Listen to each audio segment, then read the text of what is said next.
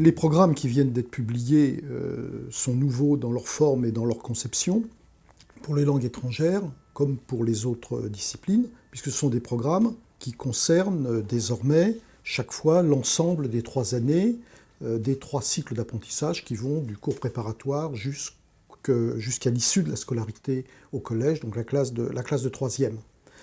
Donc pour l'allemand, nous allons surtout nous concentrer sur les programmes du cycle 4, mais en sachant que ces programmes du cycle 4 sont quand même inscrits dans le prolongement du cycle 2 et du cycle 3 pour l'apprentissage de la langue qui commence au cours préparatoire, à partir de la rentrée 2016.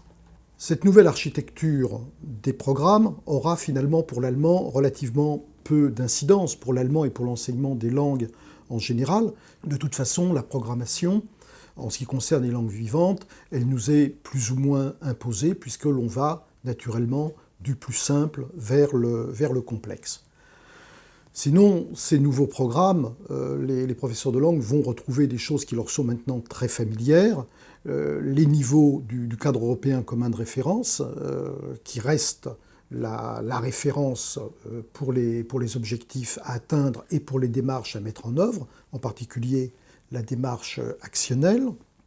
Il s'agit toujours de développer des savoir-faire dans les 5 activités langagières fondamentales, et puis un lien très étroit entre l'apprentissage linguistique et le culturel est à nouveau réaffirmé. Ce qui va être nouveau pour nous, c'est le positionnement du socle commun de connaissances, de compétences et de culture, qui maintenant constitue le cadre des programmes disciplinaires. Et toutes les disciplines ont vocation à contribuer à l'acquisition des 5 domaines du socle commun. Ce qui, pour les professeurs de langue, va être particulièrement nouveau, c'est plutôt l'architecture du collège, avec la classe de 6e qui est désormais rattachée au cycle 3, et le début de l'apprentissage de la langue vivante 2 en classe de 5e pour un horaire de 2h30 par semaine.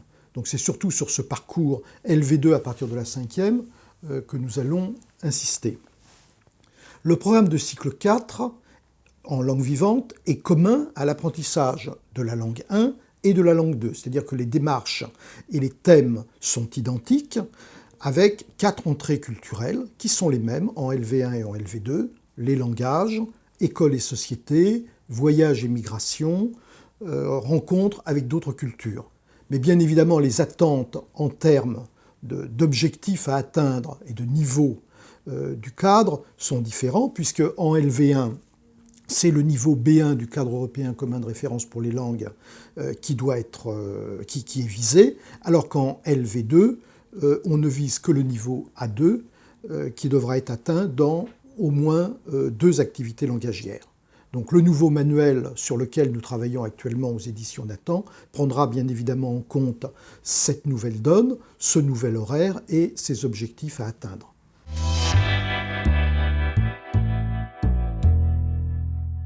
Le programme de cycle 4, comme les programmes d'ailleurs des cycles 3 et des cycles 2, insiste néanmoins sur un certain nombre d'aspects qui doivent faire l'objet d'une attention toute particulière et auxquels nous serons attentifs bien évidemment dans l'élaboration des outils et de notre manuel.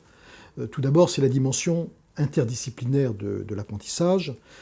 On préconise ainsi la comparaison entre les différentes langues, avec aussi le français, les langues anciennes et les langues étrangères ou régionales que les élèves peuvent par ailleurs pratiquer.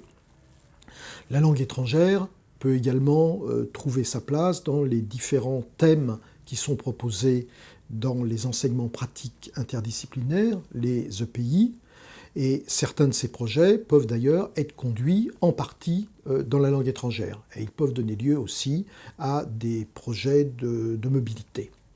Donc le manuel que nous préparons aidera les professeurs d'allemand à s'impliquer dès la classe de 5e dans ces dispositifs. Le deuxième point, c'est la nécessité pour chaque discipline de contribuer à développer l'autonomie de l'élève en lui apportant des outils et des méthodes pour apprendre à apprendre. C'est le domaine 2 du socle commun de connaissances, de compétences et de culture.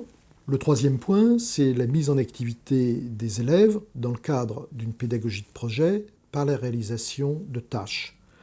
C'est une approche qui est désormais familière aux professeurs de langue qui sont bien sensibilisés depuis plusieurs années déjà à la démarche actionnelle dans leur pratique de classe. Et pour prolonger cette démarche et lui donner peut-être plus de force et de dynamisme, l'accent est mis désormais aussi sur le travail collaboratif au sein de la classe.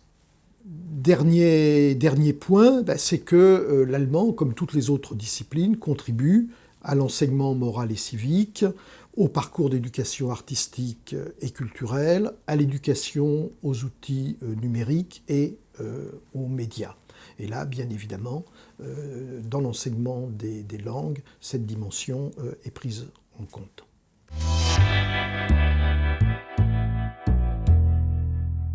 En résumé, pour le professeur d'allemand, il n'y a pas de remise en cause de ce qui constitue le cœur de son métier, mais il y a un certain nombre d'inflexions qui ne sont pas de véritables nouveautés, mais qui devront désormais s'inscrire peut-être plus clairement et lisiblement dans les pratiques de classe.